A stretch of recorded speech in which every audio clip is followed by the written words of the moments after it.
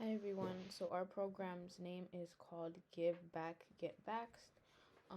My name is Angelica. We have Jenny, Tran, Alana, and Jenny with us. Okay, overview of our program. So our topic was vaccines, but we decided to focus on COVID-19 vaccine. Our target population is white, Hispanic, and African Americans. I inserted a little statistic here that says white adults account for the largest share of unvaccinated adults. Black and Hispanic people remain less likely than their white cohorts. Our ages that we'll be focusing on is 12 and up.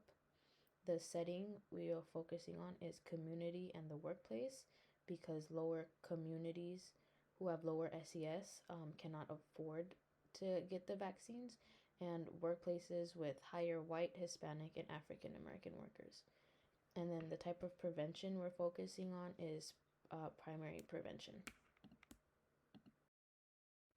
So this slide is basically focusing on the target population characteristics. So for the Pfizer vaccine, as we all know, children ages 12 and older can receive this now. For the Johnson & Johnson one, 18 years of older, and the Moderna is 18 years or older as well. And they must not have severe allergies to this vaccine. Problem justification morbidity. So according to the CDC COVID data tracker, the total amount of cases in the last 30 days are 44,217,318 in the US. And 76.4% of the people 12 and older have at least one of the vaccines that were listed in the previous slide. So the next bullet point is races and ethnicities who have been affected the most by COVID. So white non-Hispanics is about 51.8%. Hispanic Latinos are the second most affected by 26.6%. Black non-Hispanic is almost about 12% with 11.9%. And then the sexes that have been most affected by this are female at 52.3% and males at 47.7%. And some of the risk factors that go into contracting COVID-19 is chronic obstructive pulmonary disease or COPD, asthma, lung disease, obesity, cystic fibrosis, pulmonary hypertension, and a weakened immune system. California has 4.5 million confirmed cases of COVID-19, resulting in 69.7 thousand deaths. The number of deaths in LA County was 26.3 thousand. The mortality of Asian American was 12.4%, 8.3% in African American, 22.1% in Caucasian, but it had 50.3% in Hispanic Latino.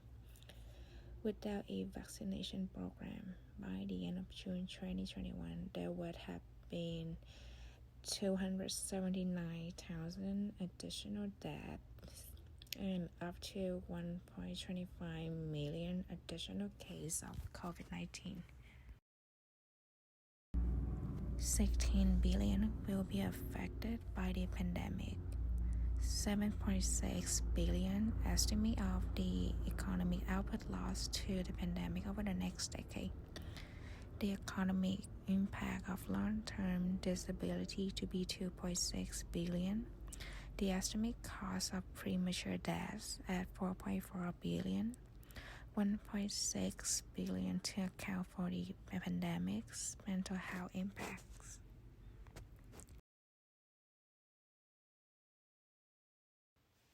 Upon the 10 articles that we have reviewed and looked at from 2021, these were some common and significant findings from each of these sections. Some sampling strategies that we utilized from these programs included online surveys. For example, in one of the programs, a survey was conducted to obtain responses from the Latino community members looking for COVID-19 testing on their vaccine attitudes. And in addition, online social media platforms such as Facebook and WhatsApp were also used to recruit participants. And in one of the programs, recruitment to the vaccination service came from referrals given by general practitioners. For the components of the program, they included phone calls, in which the program is trying to enhance the quality of the program and its worker in trying to get more Latinos vaccinated, and other components consisted of an online cross-sectional survey-based study and questionnaire that was conducted to investigate the acceptability of the COVID-19 vaccine, as well as persuade the public to accept the vaccine.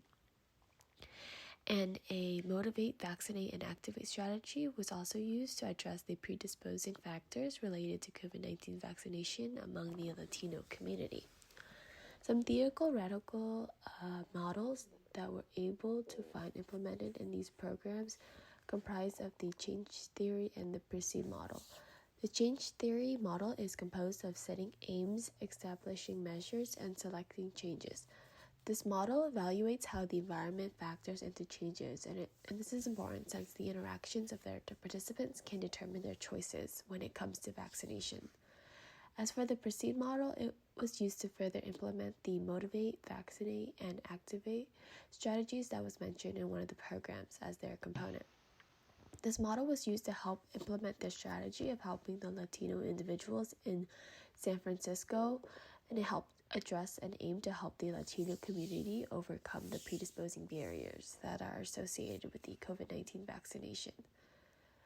There were two programming that stood out, and that was the RE-A framework and the use of the multinomial and binary regression model. The RE-A framework stood for Reach, Effectiveness, Adoption, Implementation, and Maintenance, and it was used during a 16 weeks long period to see how the participants are overcoming the barriers that are associated with COVID-19. In addition, the use of a multinomial and binary logistic regression model was utilized to determine whether their participants were acceptable or not acceptable for the COVID vaccine. The pre and post tests of these programs consisted of mostly participant surveys, one given before the program and one after the program, and these surveys were intended to see if there were any changes or differences in the participants' attitude about the vaccine and whether they were more or less hesitant to get the vaccine. It also looked at whether they were more accepting of it, or needed more convincing or information, or whether they do not accept it whatsoever after they have participated in the programs. And lastly, the limitations of these programs show that the data collected and received from these programs do not represent the general public and are more focused on a specific country or location, and therefore cannot be nationally represented. Another limitation is that the survey that the participants participated in was only done during a specific time frame, so their experience may have been different when compared to the start of the program. So our program's logic model contains multiple components. Here I'll be sharing a quick overview starting with some of our inputs that we are investing in to help us with our activities. Funding, which will be through the local government, healthcare workers, and the rest of our stakeholders. Next, we will be training our staff about COVID-19 safety precautions and vaccine protocols. Education about COVID-19 and the different vaccines that are out there will also be involved. We then will set up vaccination sites where we will offer COVID-19 vaccines.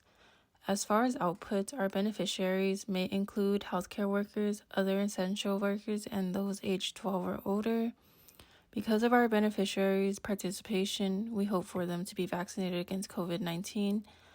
Onto impact, we hope for our participants to gain a positive attitude toward the vaccine and become encouraged to receive it.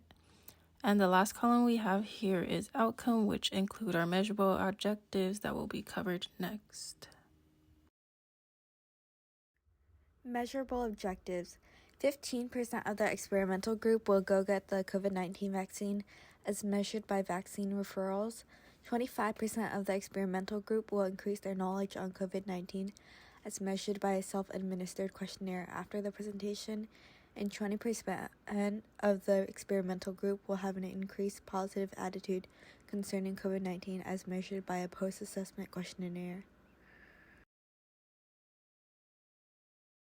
These are our references, and thank you for listening to our presentation.